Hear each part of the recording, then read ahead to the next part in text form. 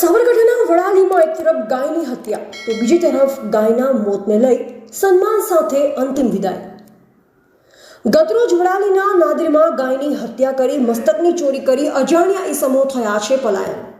ગાયની હત્યા બાદ પશુપાલક સમાજ સહિત હિન્દુ સંગઠનો સહિત વિશ્વ હિન્દુ પરિષદમાં છે ભારે રોષ। છેલ્લા 25 વર્ષથી પશુપાલક પાસે રહેલ ગાયનું મોત થયા બાદ પૂજા અર્ચના સાથે અંતિમ વિદાય।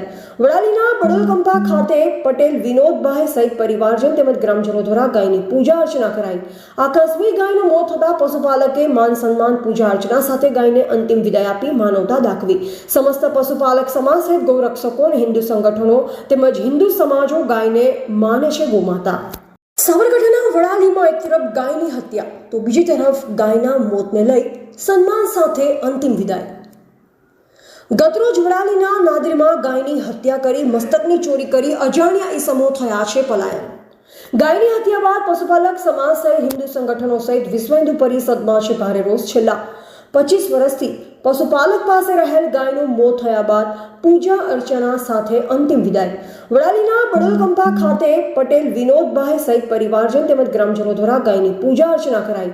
આકસ્મિક ગાયનું મોત થતા પશુપાલકે માન સન્માન પૂજા અર્ચના સાથે ગાયને અંતિમ વિદાય આપી માનવતા દાખવી। સમસ્ત પશુપાલક સમાજ સહિત ગૌરક્ષકો અને હિન્દુ સંગઠનો તેમજ હિન્દુ સમાજો ગાયને માને છે ગોમાતા।